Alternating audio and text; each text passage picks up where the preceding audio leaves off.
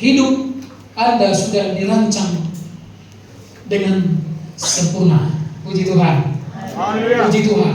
Jadi perhatikan, dirancang dengan sempurna.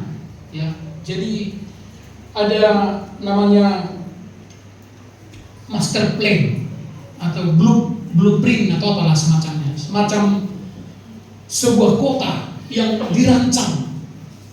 Misalnya seperti negara Belanda, ya, dirancang menjadi negara yang bisa bertahan ratusan tahun. Kita harus percaya bahwa saudara, di dalam firman Tuhan juga sama, hidup kita didesain Tuhan, dirancang Tuhan dengan sempurna. Tapi mungkin akan ada pertanyaan hari ini, kenapa kalau begitu sudah dirancang Tuhan dengan sempurna, kenapa hidupku masih susah, Bapak Gembala? Kenapa hidupku masih banyak tantangan? Kenapa saya rasanya hampir tidak kuat lagi untuk berdiri, Pak Gembala? Kalau memang betul Tuhan sudah merancang hidup saya dengan sempurna. Ingat, begitu sempurna, tidak ada penyakit, tidak ada kematian.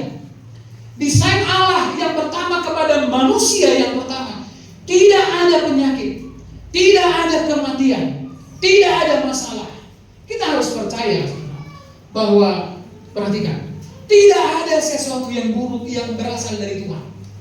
Kematian bukan berasal dari Tuhan. Jadi jangan ada orang Kristen yang mengatakan, Tuhan, ya, kenapa engkau memberikan ini dan itu? Ingat, semua dari Tuhan itu semuanya adalah yang baik. Kalau begitu, kenapa ada yang buruk? Nah, kita akan belajar hari ini, saudara, Kejadian pasal 1 ayat 26. Ini adalah rancangan Allah, desain Allah kepada manusia. Berfirmanlah Allah, baiklah kita menjadikan manusia menurut gambar dan rupa kita, supaya mereka berkuasa atas ikan-ikan di laut, dan burung-burung di udara, dan atas ternak, dan atas seluruh bumi, dan atas segala binatang melata yang merayap di bumi. Perhatikan. Jadi Allah merancang, menciptakan manusia seturut gambar dan rupa. Ya. Jadi ingat, tidak ada di dalam rancangan Tuhan manusia itu akan mengalami masalah, mengalami problem. Ayat ini mengatakan bahwa manusia diciptakan menurut gambar dan rupa Tuhan. Kalau begitu, apa yang menyebabkan Adam mengalami problem? Coba perhatikan. Dosa menjadi penyebab segalanya berantakan. Jadi pertanyaannya, kenapa manusia mati? Kenapa? Dosa. Kenapa manusia sakit? Karena dosa. Kenapa manusia punya masalah? Karena dosa. Ya. Jadi dosa ini menjadi sumber, penyebab dari semua masalah dan persoalan. Ya. Namun perlu diperhatikan, masalahnya ada pada manusia pertama, di mana mereka tidak tunduk kepada ketentuan Allah. Jadi apa yang merusak gambar atau desain atau rancangan yang sempurna tadi, yang begitu sudah luar biasa itu dirusak oleh Adam. Dengan cara bagaimana? Dia tidak tunduk kepada ketentuan Allah. Nanti perlu kita garis bawahi, saudara. Disinilah yang menjadi sebab musabah. Kenapa kita seringkali mengalami titik ketidakseimbangan dalam hidup ini? Kenapa kita mengalami namanya problem, masalah hidup? Itu karena kita tidak tunduk kepada ketentuan Allah. Penebusan Kristus, kasih karunia Tuhan, ingat, itu bukan menjadi alat untuk kita berdosa. Tapi kasih karunia Tuhan itu justru menjadi kekuatan yang menyelamatkan kita supaya kita bisa hidup sesuai dengan ketentuan Allah. Kejadian 2 ayat 16 sampai 17. Ini masih kita bicara di Adam yang pertama. Ingat, tadi Allah tidak pernah merancang kematian. Jadi kenapa ada kematian? Jadi ingat, sumber kematian bukan dari Tuhan. Ya. Lalu Tuhan Allah memberi perintah ini kepada manusia. Semua pohon dalam taman ini boleh kau makan buahnya dengan bebas. Ya. Jadi Tuhan tidak pelit. Tuhan memberikan kebebasan. Tuhan memberikan berkat. Tetapi pohon pengetahuan tentang yang baik dan yang jahat itu, janganlah kau makan buahnya. Sebab pada hari yang kau memakannya, pasti kau mati. Jadi ini ketentuannya, saudara. Nah, pertanyaannya, apakah Adam menaati ketentuan Allah ini? Tidak. Mereka justru melanggar, dan akhirnya disitulah terjadi dosa. Jadi dosa ini pertama kali terjadi di bumi ini, di sini, saudara, di Taman Eden. Karena dosa Adam inilah makanya semua orang menjadi berdosa. Ya. Sampai hari ini konsekuensi dari dosa yang dilakukan Adam itu dirasakan oleh semua manusia.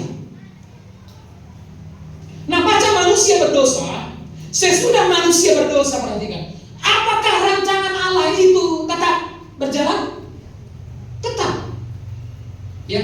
Jadi dosa tidak bisa menghentikan rancangan Allah yang sudah didesain, yang sudah dirancang dari mulanya. Jadi dosa itu tidak bisa merusak. Perhatikan di sini Bapak Ibu, dosa itu tidak bisa merusak. Allah tetap konsisten kepada rancangannya, saudara. Ya, ini ikat pinggang saya lepas. Saya lihat.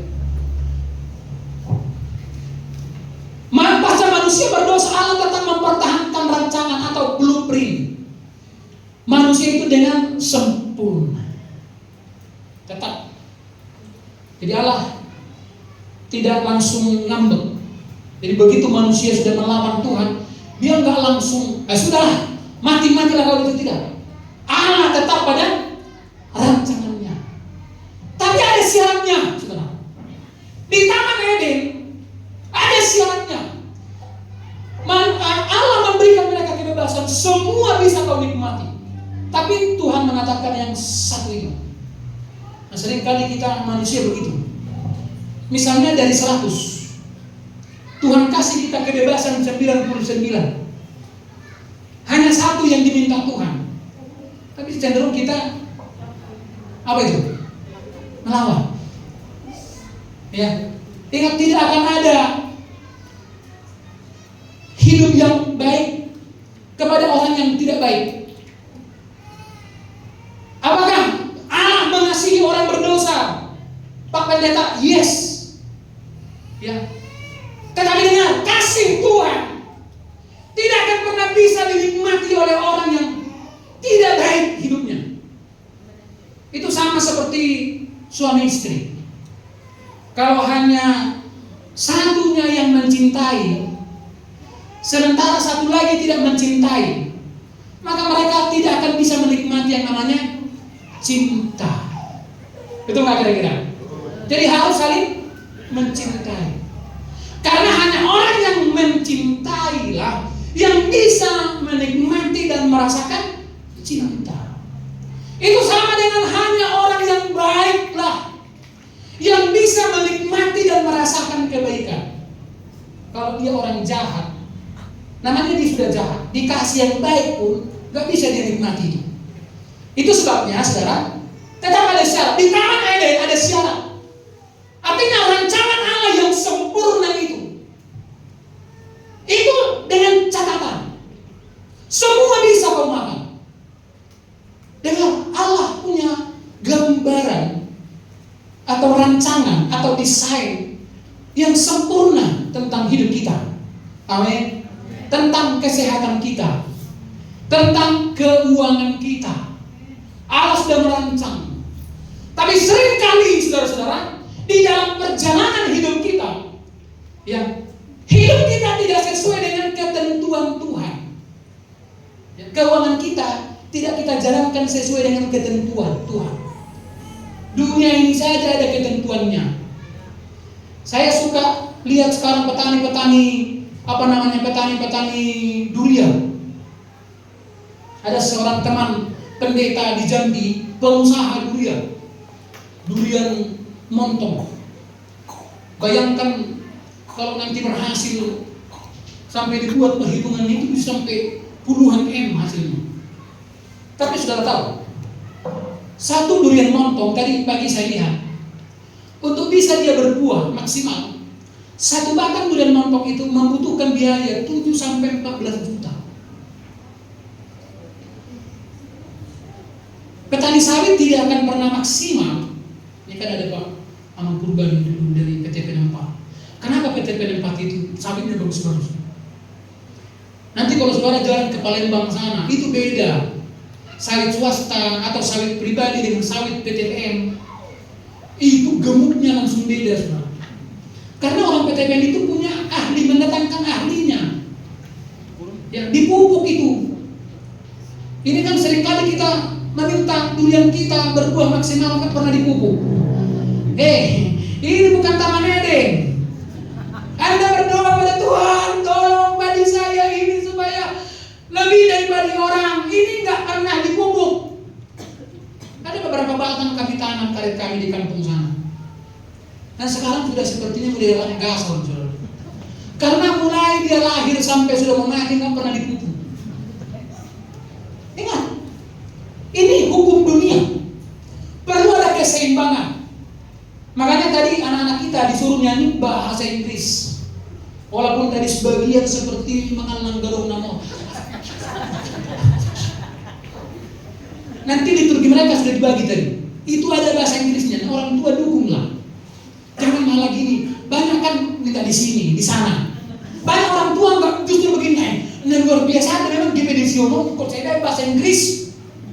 Coba sekarang di zaman anak-anak ini, kalau mereka tidak paham minimal untuk makan bahasa Inggris, maka susah hidup mereka. Betul nggak kira-kira? Kalau saudara ingin nanti anak-anakmu berhasil, memang dia harus punya kemampuan. Makanya berdua pun mereka sudah dilatih bahasa Inggris, walaupun mereka kadang nggak ngerti artinya. Dari liturgi itu saya ada bahasa Inggris, jadi orang tua dukunglah. Jangan malah dilemahkan. Memang untuk hidup katanya orang tuanya pun nggak tahu bahasa Inggris. Karena itu adalah hukum keseimbangan. Jadi Allah pun begitu, saudara. Kita tidak dibuat menjadi anak yang manja. Ya, bahkan justru Roh Kudus memfasilitasi kita supaya kita juga bisa bersaing dengan dunia. Jangan nanti contoh anak-anak yang tak pernah gereja, pintar-pintar, matematikanya pintar, bahasa Inggrisnya pintar. Karena memang disekolahkan, orang tuanya mau berkorban. Datanglah anak-anak yang sudah lahir baru ini kan, karena merasa orang tuanya sudah lahir baru, udah Pentakosta lagi kan gitu kan. 6 tambah 6 berapa katanya? 18. Itu seperti yang viral itu kan, 100 tambah 100 gitu kan. Langsung pulang bapaknya, nggak sama lagi kerja. Ingat, justru Roh Kudus itu memberdayakan kita. Itu sebabnya tetap Tuhan memberikan kita sebagai ujian hidup. Kalau Adam diberikan 1 pohon, ya, 1 pohon, 99 kalau ada 100 buah, batang buah gitu, 99 itu boleh loh. Tapi hanya fokus pada yang 1 itu. Dan seringkali iblis itu memfokuskan kita kepada apa yang dilarang oleh Tuhan.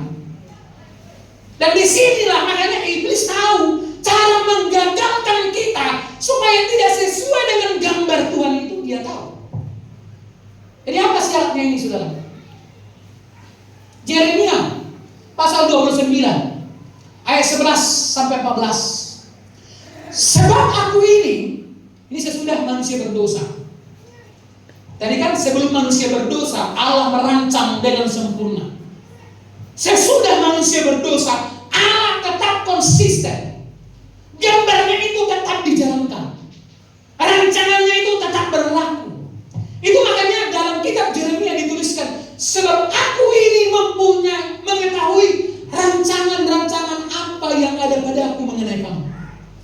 Jadi kata kamu di sini saudara tidak terbatas. Siapa yang mau? Demikianlah firman Tuhan itu rancangan damai. Apakah hidupmu sekarang damai sejahtera? Kalau tidak, bilang tidak. Apakah dirimu sekarang damai sejahtera? Kalau tidak, berarti itu bukan rancangan Tuhan. Kalau begitu, rancangan siapa itu? Rancangan yang dibangun oleh siapa? Belum tentu iblis ya. Itu makanya kemarin saya bagi di grup FB GBDC yang semalam itu. Iblis sampai meminta mengundurkan diri sama Tuhan. Kenapa? Udah lebih jahat mereka dari aku katanya. Ya, aku yakin iblis ini pun nggak pernah berantem ini. Karena dia tahu kalau berantem mereka nggak akan kuat. Nah, kita berantem. Ya, mereka bersatu, kita nggak bersatu. Mereka yang korupsi dan gak dibagi sama saya, dia bilang saya penyebabnya katanya. Ya, mereka berzina, saya pun gak diajak-ajak katanya. Mereka bilang iblis penyebabnya. Jadi saya sudah sakit hati kepada manusia ini. Ya, jadi kalau saudara tidak sedang damai sejahtera hari ini, saudara sedang dalam rancangan Tuhan. Ya, demikianlah firman Tuhan itu rancangan damai sejahtera dan bukan rancangan kecelakaan. Itu berlaku dalam semua aspek hidupmu, dalam ekonomimu pun termasuk, dalam keuanganmu. Itu sebab cepat-cepatlah kembali kepada rancangan Tuhan. Amin. Kalau hari ini engkau sedang mendapatkan masalah, ya ingat, itu makanya engkau harus peka. Sebetulnya di mana saya sedang berjalan, di mana jalan itu bukan dalam rancangan Tuhan. Ada orang malah mengurangi jam doanya. Ada orang malah mengurangi jam baca Alkitabnya. Ada orang malah mengurangi ibadahnya. Dia pikir kalau dikurangi ibadahnya bertambah berkatnya. Tidak. Justru kadang Tuhan mengizinkan masalah karena ibadahmu sudah berkurang. Amin. Itu makanya selalu saya menghimbau. Sebetulnya jemaat ini nggak cukup hanya hari Minggu dengan firman. Apalagi hari Minggu pun ngantuknya terkadang sebagian orang. Itu tidak dalam ketentuan Tuhan. Baru ayat terbuka udah begini. Ya itu akan lama masalah. Ingat, sedangkan kepada yang serius mendengar firman datang gak masalah. Kelebihannya apa? Dia kuat dan menang. Nah yang gak serius dengar firman ini datang gak masalah. Oh, datang. Bedanya apa? Meledak. Maka selalu saya bilang adanya bedanya orang yang beribadah dengan orang yang tidak beribadah. Orang yang beribadah ini dia lebih imun dia. Ada masalah rumah tangga pun lebih imun dia, lebih kuat. Betul nggak kira-kira? Lihat yang gak beribadah itu, cekcok sedikit. Nggak tahu. Ulangkan saja. Ulangkan saja. Aku pada ibumu. Orang Batak ini kadang nggak konsisten. Apalagi kalau sudah menyadari kan adanya konsepnya. Kalau ada masalah, ingat si istri itu harusnya dia mengadu kepada siapa? Tulang ketimuranku. Ya, makanya hati-hati sama mertulang. Ini seringkali nggak hormat mertulang. Dan apabila kamu berseru, nah itu makanya ada syaratnya di sini. Dan datang untuk berdoa kepadaku, maka aku akan mendengar. Suara apa itu? Ada lagi pada di sini. Apabila kamu mendengarkan aku dengan segenap hati, aku akan memberi kamu menemukan aku. Demikianlah firman Tuhan, aku akan memulihkan keadaanmu dan akan mengumpulkan kamu dari antara segala bangsa dan dari segala tempat kemana kamu telah kucarikan, dan seterusnya. Perhatikan. Jadi berkat Tuhan itu sudah dilimpahkan melalui karya salib, itu sudah diberikan kepada dunia. Tapi tidak semua orang menerimanya. maksud dengan syarat itu apa? Tapi kan Pak Gembala bilang gak ada syarat. Namanya kasih karunia. Ya, kata syarat di sini itu merujuk kepada Yesus. Coba lihat Yohanes 5:24 dalam bahasa Indonesia masa kini. Sungguh benar kata-kataku ini kata Yesus. Orang yang memperhatikan kata-kataku. Halo. Jadi lihat kamu nak pada media muna atau firman ini. Orang yang memperhatikan. Itu sama seperti anak sekolah yang praktek.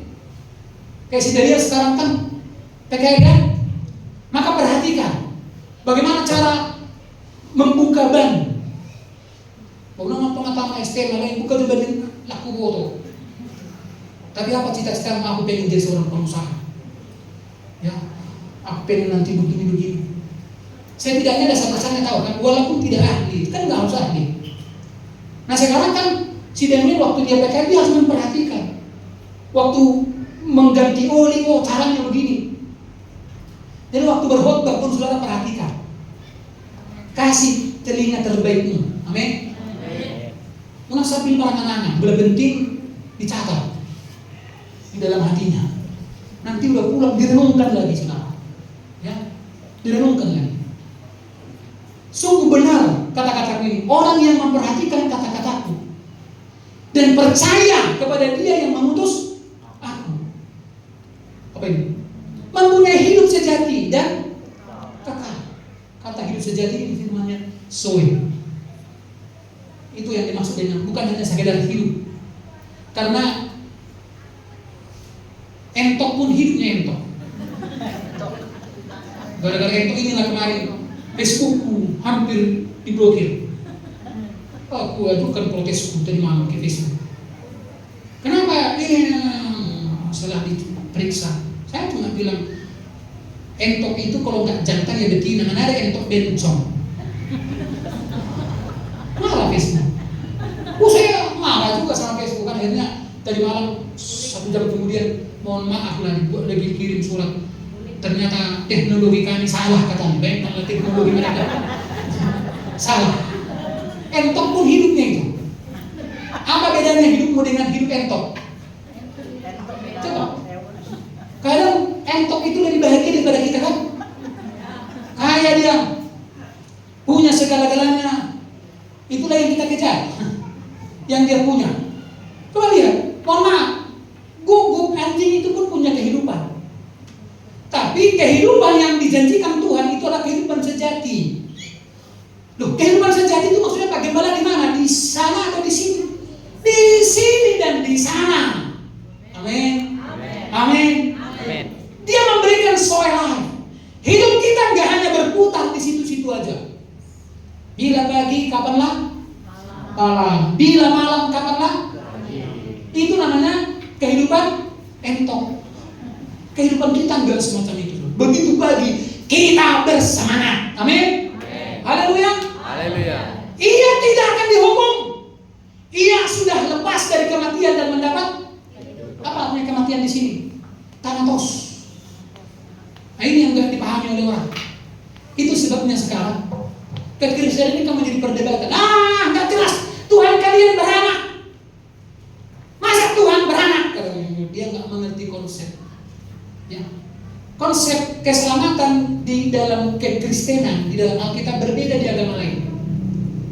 Itu makanya kalau ada agama lain yang mengatakan bahwa agama ini diklaim sebagai agama yang menyempurnakan agama-agama atau ajaran-ajaran sebelumnya, menurut saya itu tidak tepat. Ya, sebab tidak ada ajaran yang lebih sempurna daripada Alkitab. Di kitab suci mana ada yang mengatakan kasih langsung? Berbuat baiklah kepada orang yang menganiaya kamu. Hanya di Alkitab Kristen yang ada begitu. Konsep keselamatan di Alkitab kita tidak berdasarkan perbuatan. Kalau di agama lain, engkau bisa masuk surga dengan catatan kalau amal baikmu nanti ditimbang. Ditimbanglah nanti sesudah dia mati ditimbang. Kalau kebaikannya lebih banyak, maka dia masuk surga. Kalau kejahatannya lebih banyak, bayangkan sebaik-baiknya manusia tetap kotor di mata Tuhan. Nah, di dalam konsep kekristenan, konsep keselamatan itu bukan berdasarkan perbuatan, tapi berdasarkan iman. Ya, kita tidak bisa mengatasi dosa kita. Itulah sebabnya Allah yang tidak berdosa menjadi manusia. Nah, ini yang gak bisa diterima oleh banyak otak manusia. Jadi waktu Allah menjadi manusia dalam diri Yesus, apakah dia berhenti jadi Allah katanya? Oh tidak. Jadi dia itu 100% manusia, 100% Allah, nggak terpisahkan. Jadi kalau begitu kok Tuhan bisa mati? Yang mati itu dalam keadaan dia sebagai Tuhan, nggak pernah mati. Itu sebabnya Yesus tidak akan pernah mati kalau dia tidak menyerahkan apa? Userahkan. Beda nggak dengan kita? Saudara serahkan atau tidak, mati nggak? Mati. Bayangkanlah kalau saudara nggak serahkan gitu, terus nggak jadi mati. Diserahkan atau itu bedanya, saudara. Jadi ingat saudara, syaratnya adalah di dalam Kristus. Kita lanjut. Pertanyaan yang sangat mendasar adalah, kalau memang hidup kita sudah dirancang sedemikian sempurna, kenapa masih susah?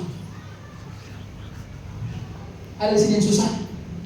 Atau sedang susah? Hah? Manusia lebih dirasuki dengan keinginan daripada kebutuhan. Coba, apa bedanya handphone seharga 20 juta dengan harga 1.500.000 bagi kita yang tinggal di Semarang ini kira-kira? Apa ada bedanya? Hampir nggak ada bedanya. Angkat tangan tuh telepon.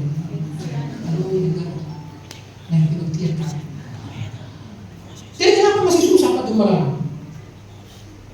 Tadi kan lagu pengantar firman itu lagu yang saya buat, lagu keberapa ya? Seluruh hidupku kau lukiskan. Dan sudah selesai. Jadi para arsitek udah digambarnya kehidupan si Devi ini demikian perfect, sempurna. Bukan hanya si Devi, semua yang hadir hari ini di sini udah digambar Tuhan ya. Keluarga Siregar Borserat sudah digambar. Datang lagi tapak ini, dia gambar lagi yang lain. Ketemu gambar contoh. Jangan ketawa, sama sahabat pun begitu. Itu digambar Tuhan, ya kan? Keluarga Siregar Borserat udah dirancang. Sebelum mereka lahir pun sudah digambar Tuhan. Nanti Pak dia begini. Kalau dia memperhatikan firman, nah, tapi kan kenapa masih susah kalau begitu Pak Gembala? Ingat, sang perancang atau arsiteknya itu siapa? Allah. Dia merancang, sebetulnya nggak ada masalah. Kalaupun diizinkan masalah, seharusnya itu nggak jadi masalah. Di dalam rancangan Tuhan, masalah itu seharusnya nggak jadi masalah. Coba dulu bilang kiri kanan. Di dalam rancangan Tuhan, masalah itu memang seharusnya nggak jadi masalah.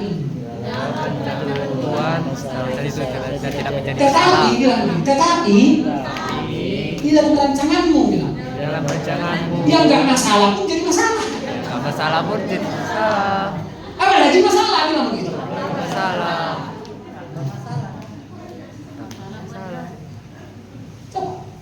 Jadi dalam Tuhan itu masalah pun nggak jadi masalah. Kira-kira Pak Jokowi punya tantangan nggak menurut Bapak Ibu dalam merancang IKN ini? Jangan-jangan ada di sini salah satu pendukung yang tidak mendukung. Ada di sini. Pakai baju apa gitu? Memang Jokowi ini Jokowi ada. Aku kasih juga kan Pak Jokowi. Udah dirancang begitu. Sebetulnya orang yang ngomong tidak setuju itu pun sebetulnya setujunya dia itu. Mana mungkin lagi Jakarta bisa dipertahankan sebagai ibu kota? Menteri dari kantornya ke sana aja 6 jam 7 hari baru nyampe. Nanti dibikin sirenenya marah orang, enggak, mentang-mentang pejabat jauh, kata coba lah bayangkan. Mau dibikin taksi terbang banyak kabel-kabel listrik, nyangkut Jakarta udah gak ada listrik di mana-mana. Ya,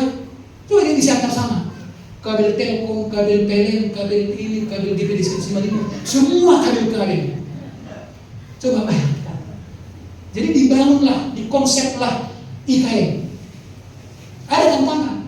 Tapi Pak Jokowi itu kan sudah memperhitungkan itu, sudah diperhitungkannya tantangan itu. Makanya dia tenang-tenang saja. Amin.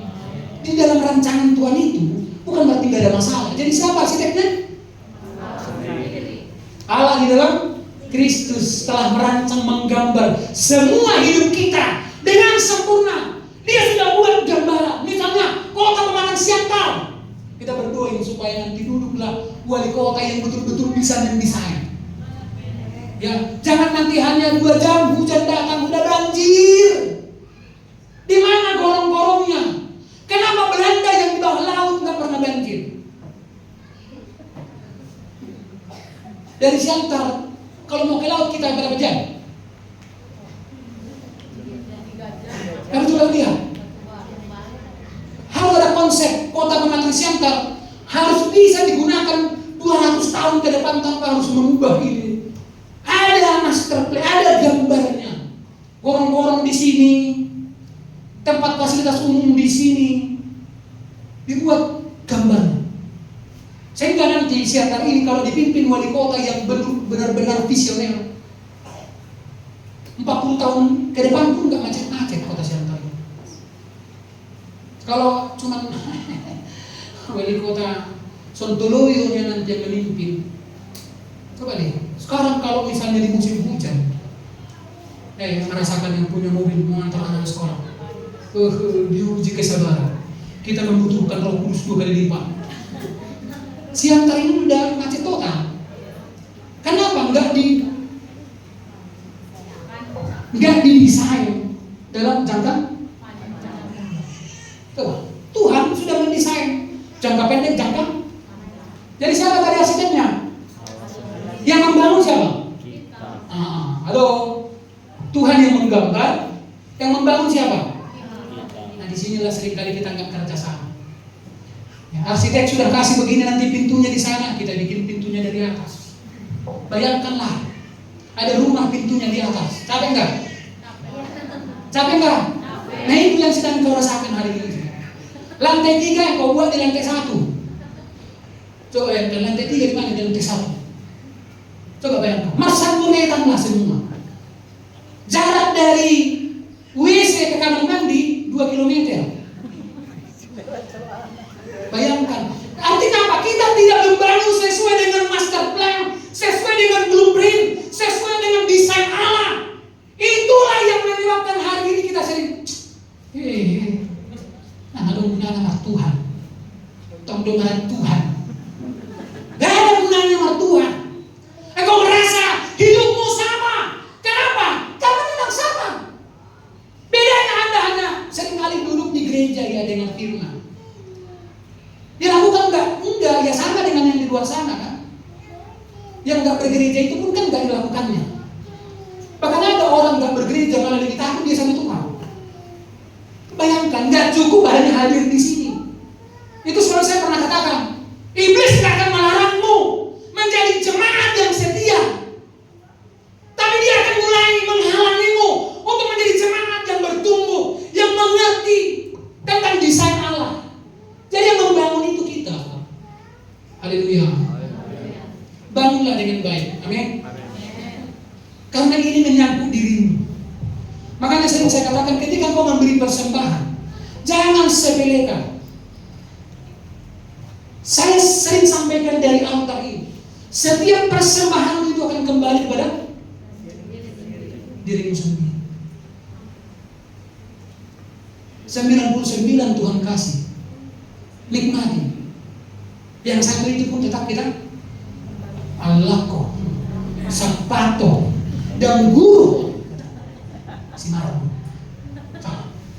Tuhan tetap, kenapa tetap Tuhan masih mengajari kita untuk tetap konsisten berkorban, memberi persembahan, kasih ucapan syukur,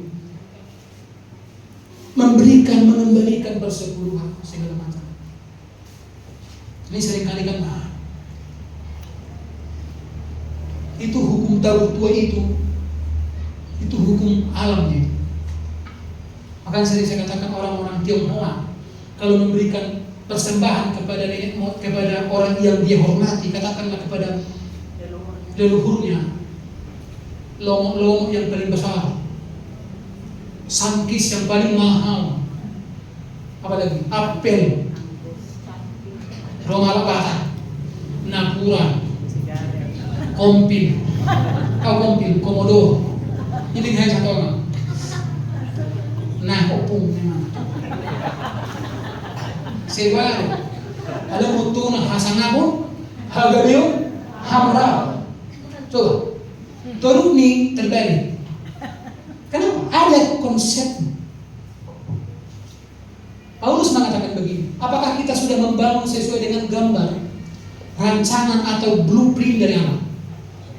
Halo, di soma kita, disinilah kita diminta Tuhan respon.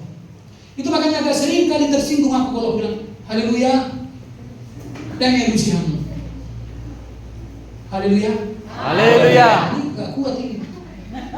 Kenapa dibutuhkan? Dibutuhkan responmu. Kalau hanya sekedar hadir yang kau di sini dengar firman, nanti pulang kau lupakan, sama nih hidupmu dengan yang lain.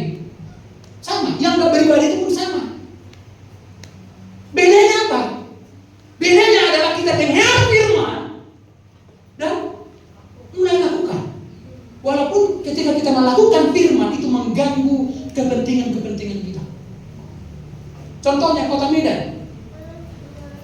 Saya nggak tahu kepemimpinan Pak Bobi ini ya. Tapi yang kita lihat Kota Medan itu memang di zaman kepemimpinan Pak Bobi yang 5 tahun ini agak sembrau.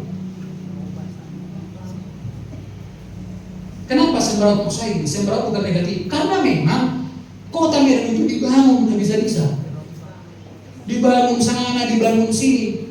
Akhirnya mengganggu kenyamanan. Tapi apa boleh buat? Demi sebuah kota harus begitu. Beberapa waktu lalu kan saya ke Palembang.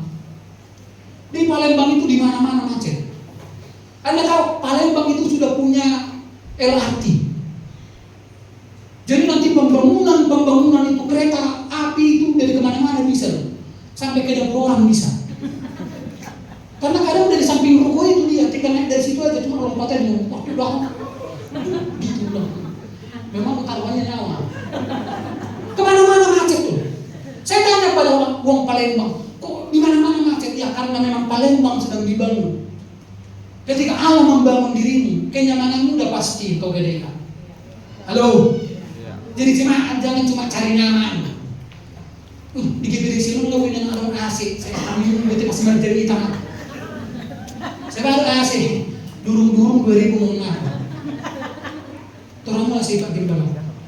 Tapi kan kenyamanan kita harus kita kesampingkan. Ketika Allah mau membangun, ketika rancangan gambar Allah mau dijadikan terjadi dalam hidupmu, engkau mulai tidak nyaman. Amin. Bertemu dengan gembala yang membuatmu tidak nyaman. Kenapa nggak datang? Saya sudah bilang, ayo para pelayan wajib hadir. Sebagian pedokon ini sini itu sama seperti saya dan itu. Alasan, betul. Banyak kali alasannya. Tapi giliran nggak diberkati Tuhan tuh. Apa alasanmu? Nggak ada salah sih itu nampak gembala. Tuhan tak mana salah sih. Dengar ini sudah. Roma 11 ayat 2. Baca dulu. 1, 2, 3. Sebab itu perhatikanlah kemurahan Allah dan juga kekerasannya, yaitu kekerasannya atas orang-orang yang telah jatuh. Tetapi kamu kemurahannya, yaitu jika kamu tetap dalam kemurahannya. Halo, perhatikan ini. Jika kamu tetap dalam kemurahannya. Sekali lagi, jika kamu tetap dalam kemurahannya. Jika tidak, halo. Di zaman kasih karunia Tuhan ya. Ya ini kemurahannya kasih karunia. Jadi kasih karunia itu bukan membuat menganggur malas-malasan di rumah. Bangunlah lebih pagi daripada orang lain. Halo. Kalau orang lain bangun jam 5, bangunlah jam 5 kurang 5. Kalau orang bekerja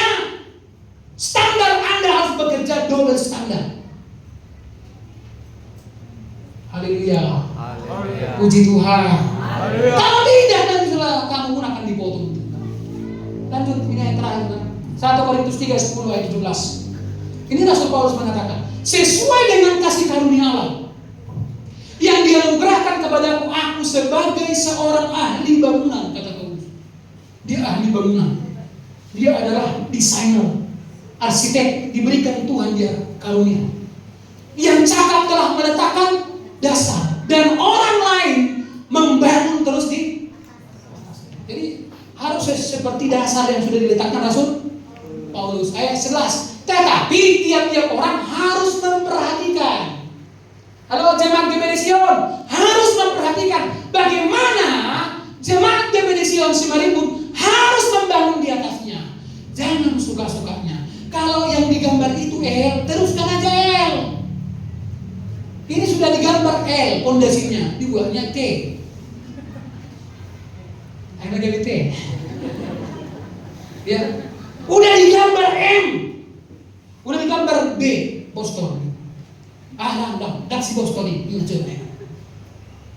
Ya, saya kadang lucu juga. Jemaat-jemaat yang pada akhirnya keluar dari sini, kadang saya dengar nama aku pun sudah di nama-namanya. Enggak salah sih namanya Boston, tapi kan monosoturnya adalah kan enggak salah disebut. Henry, enggak salah kan? Tapi kalau tujuan mengejek, misalnya si Henry mulai si Boston ini kata coba. Dompet saya sih enggak kurang deh. Saya cek rekening saya ketika saya dihina, rekening saya juga nggak berkurang. Pernah nggak rekening berkurang ketika dihina orang? Contoh bangsat kau katanya, tiba-tiba cek M-banking, mak hilang 3 juta, kalau begitu memang sulit itu. Ini kan nggak kurang. Batas-batas tanah pun nggak kurang kan? Kok? Nggak ada yang bergeser dihina orang pun kita nggak. Sebetulnya yang bergeser dia, yang menghina itu yang bergeser. Ya, coba lihat.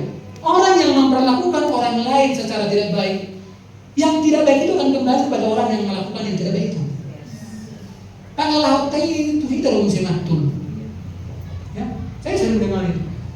Bicara kembali mulai si Boston itu kata Jono. Ya, nggak apa-apa lah sih itu. Makin terkenal juga nama itu makin banyak viewersnya kan, makin metanya pun makin nambah. Tiap-tiap orang harus memperhatikan yang tadi saya. Karena tidak ada seorang pun yang dapat meletakkan dasar lain daripada dasar yang telah diletakkan, yaitu Yesus Kristus. Entahkah orang membangun di atasnya ini dengan tahu ini masihnya, inilah kualitas murni, memberi dengan kualitas emas. Haleluya. Haleluya. Jadi mulai kamu persembahan ini pola selalu gede sona nanti dilegang mergetis sepatu lagi balik ya kan? Memberi dengan kualitas emas. Nah sekarang perhatikan, kita yang sedang membangun sekarang macam-macam kualitasnya ini. Ada kualitas emas, ada kualitas perak. Ini perak ini kalau dibakar gimana ini? Ada kualitas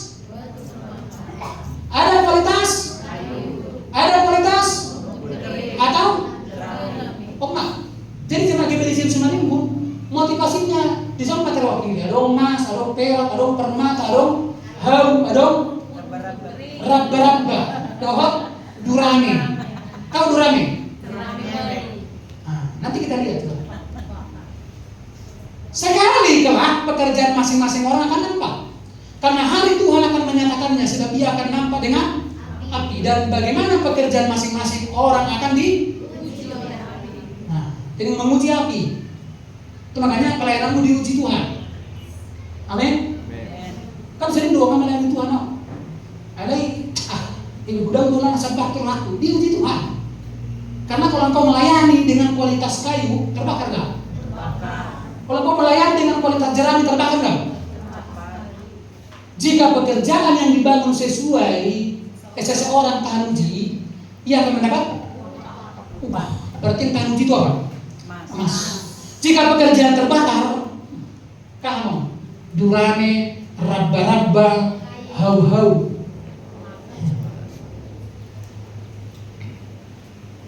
pekerjaannya terbakar, ia akan menderita apa?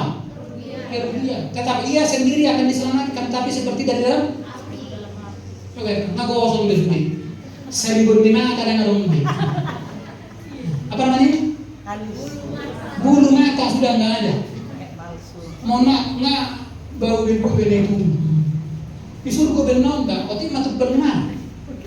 Lagi ai foto Tuhan, ku tahu kami udah 12 nyari. Ku tahu udah 12 nyari. Kalau itu motivasinya seperti kualitas kayu jalan, tidak tahukah kamu bahwa kamu adalah baik Allah dan bahwa Allah ada diam di dalam? Lalu dengar, semua yang ada hari ini yang sudah percaya Yesus adalah yang baru, udah punya roh Allah. Dengarin, kalau saudara masih suka tidak tunduk kepada Tuhan, jika ada orang yang membinasakan baik Allah, jika ada orang, termasuk Anda sendiri, ingat tadi, sekarang sudah ada Roh Kudus di sini dan dia mengingininya dengan cemburu. Roh Kudus itu pun bisa cemburu. Ketika engkau lebih memilih tempat tidur daripada berlutut pagi-pagi. Roma kita seleteu mana udah masalahnya, makan tuh.